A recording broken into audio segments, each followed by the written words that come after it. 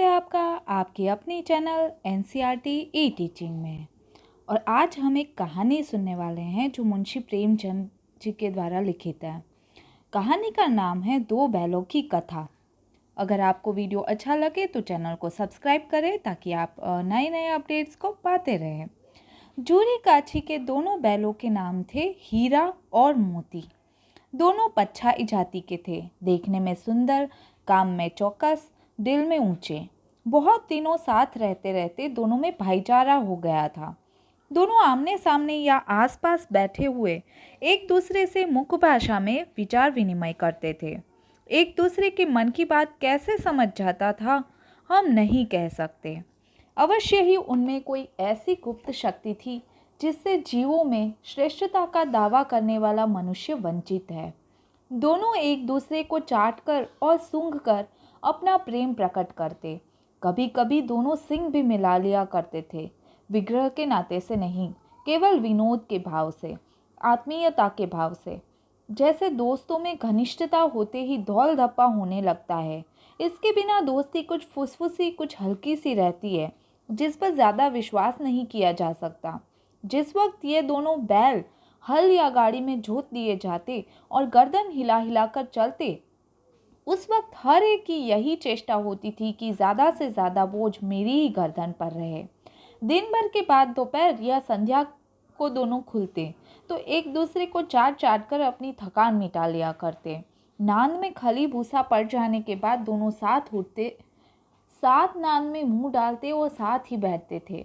एक मुंह हटा लेता तो दूसरा भी हटा लेता था। संयोग की बात, झूरी ने एक बार गोई को ससुराल भेज दिया। बैलों को क्या मालूम वे क्यों भेजे जा रहे हैं, समझे मालिक ने हमें बेच दिया। अपना यूं बेचा जाना उन्हें अच्छा लगा या बुरा कौन जाने, पर झूरी के साले गया को घर तक गोई ले जाने में दांतों पसीना आ गया। पीछे से हाँकता तो दोनों दाएं बाएं भागते, पगैया पकड़कर आगे से खींचता तो दोनों पीछे को जोर लगाते, मारता तो दोनों सिंग नीचे करके हुंकारते।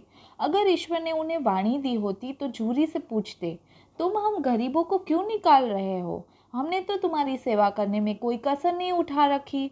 अगर इतनी मेहनत से काम न चलता था तो और काम ले लेते। हमें तो तुम्हारी चाकरी में मर जाना कबूल था। हमने कभी दाने चारे की शिकायत नहीं की। तुमने जो कुछ खिलाया वह सिर झुकाकर खा लिया। फिर तुमने हमें इस जालिम के हाथ क्यों बेच दिया? संध्या समय दोनों बैल अपने नए स्थान पर पहुंचे। दिन भर के भूखे थे, लेकिन जब नांद में लगाए गए तो एक ने भी उसमें मुंह न डाला। दिल भारी हो रहा था। जिसे उन्होंने अपना घर समझ रखा था वह आज उनसे छूट गया था। यह नया घर, नया गांव, नए आदमी, सब उन्हें बेगानों से लगते थे। दोनों ने अपनी मुख्य भाषा में सलाह की, एक दूसरे को कनखियों से देखा और लेट गए। जब गांव में सोता पड़ गया तो दोनों ने जोर मारकर पगहे उड़ा डाले और घर की तरफ चले। पगहे बहुत मजबूत थे। अनुमान हो सकता था कि कोई बैल उन्हें तोड़ सकेगा, पर इन दोनों में इस समय धुनी शक्ति आ गई थी। एक एक झटके में रस्सियां टूट गई। झूरी प्रातःकाल सोकर उठा तो देखा कि दोनों बैल चरनी पर खड़े हैं। दोनों की गर्दनों में आधा आधा गराव लटक रहा है। घुटनों तक पांव कीचड़ से भरे हैं और दोनों की आंखों में विद्रोहमयी स्नेह झलक रहा है। झूरी बैलों को देखकर स्नेह से गदगद हो गया, दौड़कर उन्हें गले लगा लिया। प्रेमालिंगन और चुंबन का वह दृश्य बड़ा ही मनोहर था। घर और गांव के लड़के जमा हो गए और तालियां बजा बजाकर उनका स्वागत करने लगे। गांव के इतिहास में यह घटना अभूतपूर्व न होने पर भी महत्वपूर्ण थी। बाल सभा ने निश्चय किया दोनों पशुवीरों को अभिनंदन पत्र देना चाहिए। कोई अपने घर से रोटियां लाया, कोई गुड़, कोई चोकर, कोई भूसी। एक बालक ने कहा, ऐसे बैल किसी के पास न होंगे। दूसरे ने समर्थन किया, इतनी दूर से दोनों अकेले चले आए। तीसरा बोला, बैल नहीं है वे, उस जन्म के आदमी हैं। इसका प्रतिवाद करने का किसी को साहस ना हुआ। झूरी की स्त्री ने बैलों को द्वार पर देखा तो जल उठी और बोली, कैसे नमक हराम बैल है कि एक दिन वहां काम न किया, भाग खड़े हुए। झूरी अपने बैलों पर यह आक्षेप न सुन सका। नमक हराम क्यों है? चारा दाना न दिया होगा तो क्या करते? स्त्री ने रोब के साथ कहा, बस तुम ही तो बैलों को खिलाना जानते हो, और तो सभी पानी पिला पिला कर रखते हैं। झूरी ने चिढ़ाया, चारा मिलता तो क्यों भागते? स्त्री चिड़ी, भागे इसलिए कि वे तुम लोग जैसे बुद्धुओं की तरह बैलों को सहलाते नहीं हैं, खिलाते हैं तो रगड़कर जोतते भी हैं। ये दोनों ठहरे कामचोर, भाग निकले।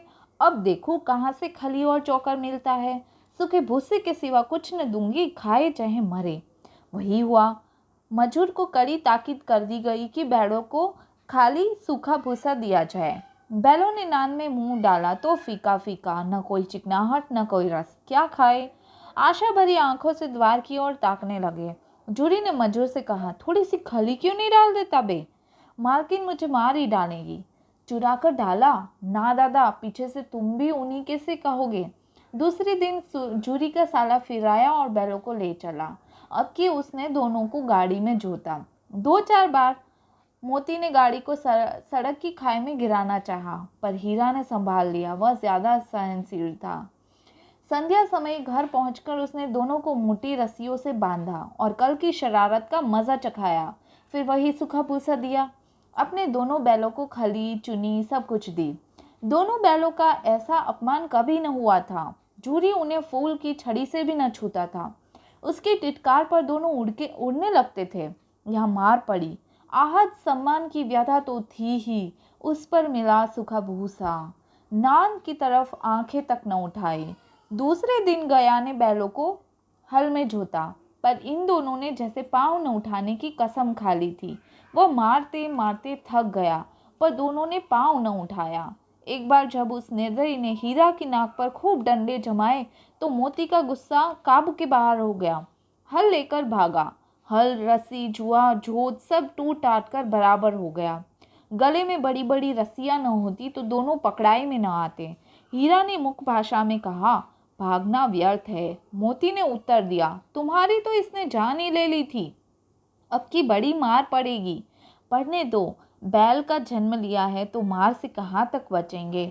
गया 2 आदमियों के साथ दौड़ा आ रहा है। दोनों के हाथों में लाठियां हैं। मोती बोला, कहो तो दिखा दूं कुछ मजा, मैं भी। लाठी लेकर आ रहा है। हीरा ने समझाया, नहीं भाई, खड़े हो जाओ। मुझे मारेगा तो मैं भी 1-2 को गिरा दूंगा। नहीं, हमारी जाति का यह धर्म नहीं है। मोती दिल में ऐंठ कर रह गया। गया आ पहुंचा और दोनों को पकड़कर ले चला। कुशल हुई कि उसने इस वक्त मारपीट न की, नहीं तो मोती भी पलट पड़ता।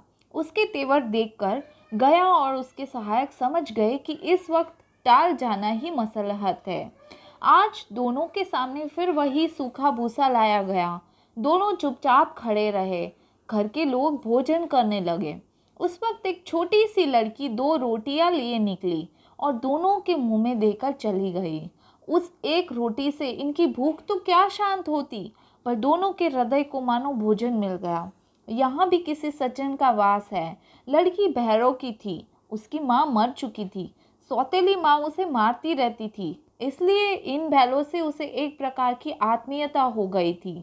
दोनों दिन भर जोते जोते डंडे खाते अड़ते, शाम को थान पर बांध दिए जाते और रात को वही बालिका उन्हें 2 रोटियां खिला जाती। प्रेम के इस प्रसाद की वह बरकत थी कि 2-2 गाल सूखा भूसा खाकर भी दोनों दुर्बल न होते थे, मगर दोनों की आंखों में रोम रोम में विद्रोह भरा हुआ था। एक दिन मोती ने मुख भाषा में कहा, अब तो नहीं सहा जाता हीरा, क्या करना चाहते हो? एकाध को सींगों पर उठाकर फेंक दूंगा। लेकिन जानते हो, वह प्यारी लड़की जो मैं रोटियां खिलाती है उसी की लड़की है जो इस घर का मालिक है। यह बेचारी अनाथ न हो जाएगी तो मालकिन को न फेंक दूं, वही तो इस लड़की को मारती है। लेकिन औरत जात पर सिंह चलाना मना है, यह भूले जाते हो। तुम तो किसी तरह निकलने ही नहीं देते। बताओ, आज रस्सी तुड़ाकर भाग चले। हाँ, यह मैं स्वीकार करता, लेकिन इतनी मोटी रस्सी टूटेगी कैसे? इसका एक उपाय है। पहले रस्सी को थोड़ा सा चबा लो, फिर एक झटके में जाती है। रात को जब बालिका रोटियां खिलाकर चली गई तो दोनों रस्सियां चबाने लगे, पर मोटी रस्सी मुंह में न आती थी। बेचारे बार बार जोर लगाकर रह जाते थे। सहसा घर का द्वार खुला और वही लड़की निकली। दोनों सिर झुकाकर उसका हाथ चाटने लगे। दोनों की पूंछें खड़ी हो गई। उसने उनके माथे सहलाए और बोली, खोले देती हूँ। चुपके से भाग जाओ, नहीं तो यहाँ लोग मार डालेंगे। आज घर में सलाह हो रही है कि इनकी नाकों में नथ डाल दिए जाए। उसने घराव खोल दिया, पर दोनों चुपचाप खड़े रहे। मोती ने अपनी भाषा में पूछा, अब चलते क्यों नहीं?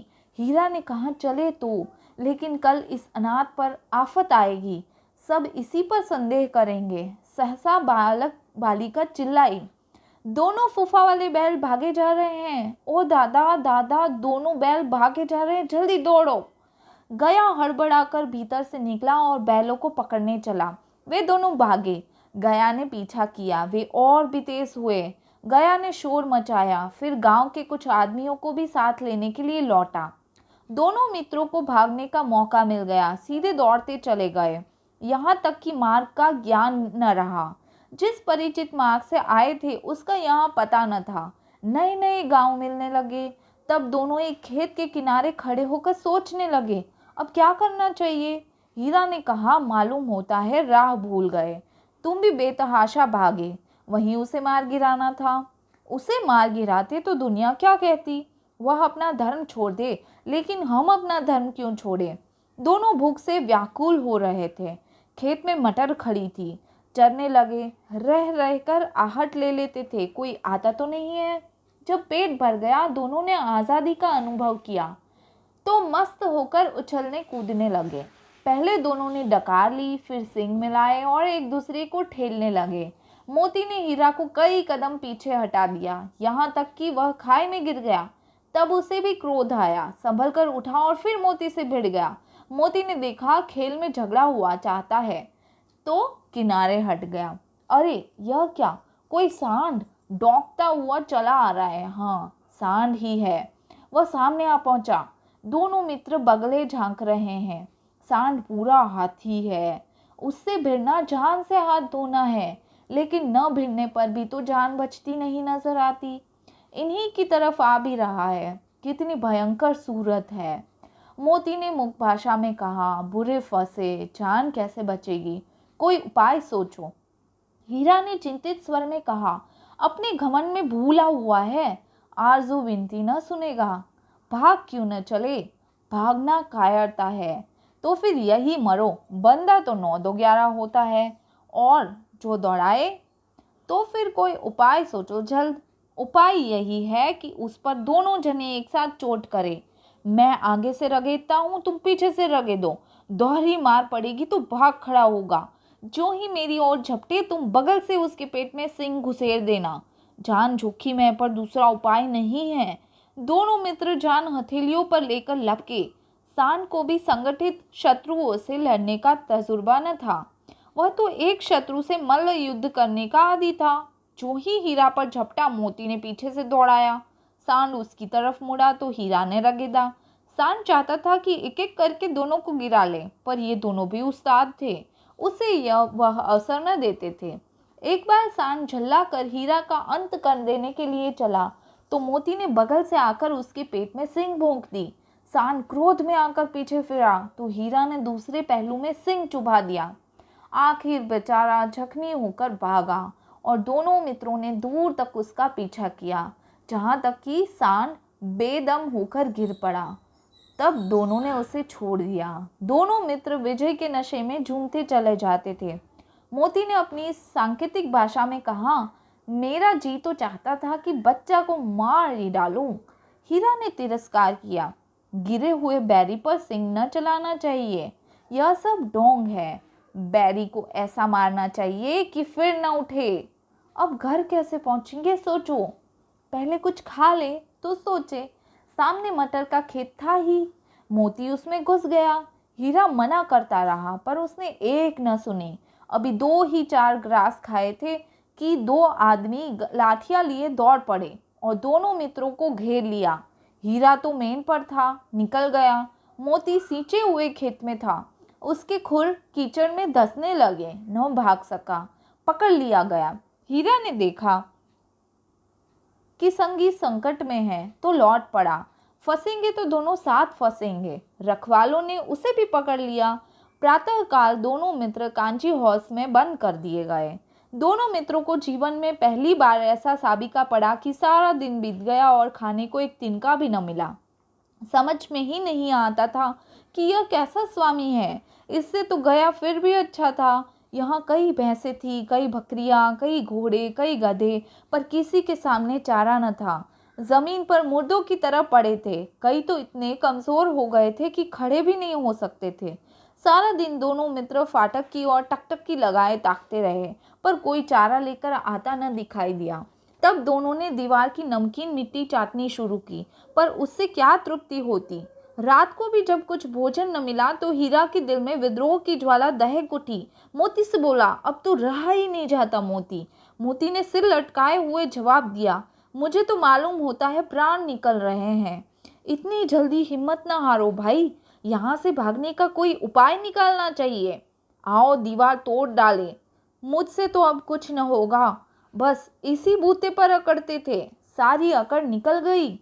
बाड़े की दीवार कच्ची थी, हीरा मजबूत तो था ही। अपने नुकीले सिंग दीवार में गड़ा दिए और जोर मारा तो मिट्टी का एक चिपड़ निकल आया। फिर तो उसका साहस बढ़ा।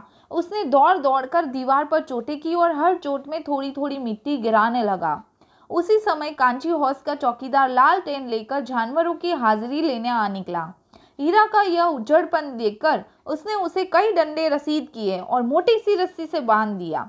मोती ने पड़े पड़े कहा, आखिर मार खाई, क्या मिला? अपने बूते भर जोर तो मार लिया। ऐसा जोर मारना किस काम का कि और बंधन में पड़ गए। जोर तो मारता ही जाऊंगा, चाहे कितने ही बंधन पड़ते जाए। जान से हाथ धोना पड़ेगा, कुछ परवाह नहीं। यूं भी तो मरना ही है। सोचो, दीवार खुद जाती तो कितनी जानें बच जाती। इतने भाई यहाँ बंद है, किसी की देह में जान नहीं है। 2-4 दिन और यही हाल रहा तो सब मर जाएंगे। हाँ, यह बात तो है। अच्छा तो लो, मैं भी जोर लगाता हूँ। मोती ने भी दीवार में उसी जगह सींग मारा। थोड़ी सी मिट्टी गिरी और हिम्मत बढ़ी। फिर तो वह दीवार में सींग लगाकर इस तरह जोर करने लगा मानो किसी प्रतिद्वंदी से लड़ रहा हो। आखिर कोई 2 घंटे की जोर आजमाई के बाद दीवार ऊपर से लगभग एक आध गिर गई। उसने दूनी शक्ति से दूसरा धक्का मारा तो आधी दीवार गिर पड़ी। दीवार का गिरना था कि अधमरे से पड़े हुए सभी जानवर चेत उठे। तीनों घोड़ियां सरपट भाग निकली, फिर बकरियां निकली, इसके बाद भैंसें भी खिसक गई, पर गधे अभी तक ज्यों के त्यों खड़े थे। हीरा ने पूछा, तुम दोनों क्यों नहीं भाग जाते? एक गधे ने कहा, जो कहीं पकड़ लिए जाए तो क्या हर्ज है, अभी तो भागने का अवसर है।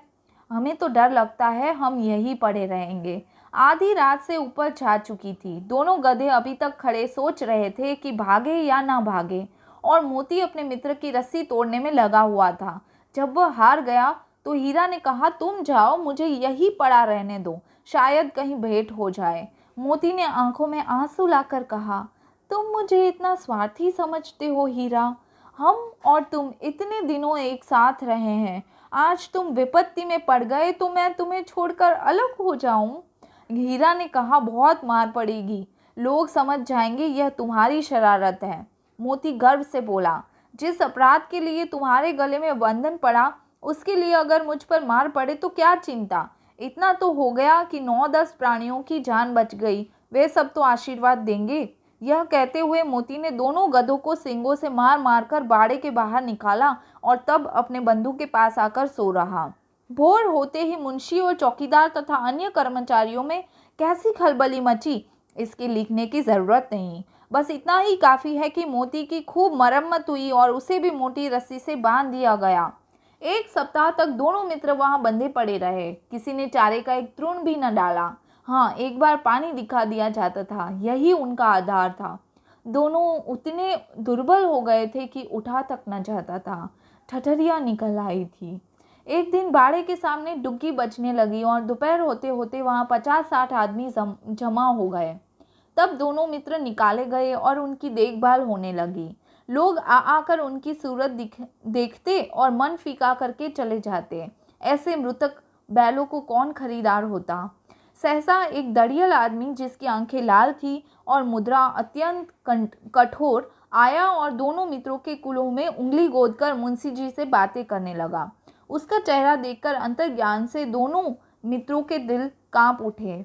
वह कौन है और उन्हें क्यों टटोल रहा है, इस विषय में उन्हें कोई संदेह न हुआ। दोनों ने एक दूसरे को भीत नेत्रों से देखा और सिर झुका लिया। हीरा ने कहा, गया के घर से नाहक भागे, अब जान न बचेगी। मोती ने अश्रद्धा भाव से उत्तर दिया, कहते हैं भगवान सबके ऊपर दया करते हैं, उन्हें हमारे ऊपर क्यों दया नहीं आती? भगवान के लिए हमारा मरना जीना दोनों बराबर हैं। चलो अच्छा ही है, कुछ दिन उसके पास तो रहेंगे। एक बार भगवान ने उस लड़की के रूप में हमें बचाया था, क्या अब न बचाएंगे? यह आदमी छुरी चलाएगा, देख लेना। तो क्या चिंता है, मांस खाल सिंग हड्डी सब किसी न किसी काम आ जाएंगी। नीलाम होने के बाद दोनों मित्र उस दड़ियल के साथ चले।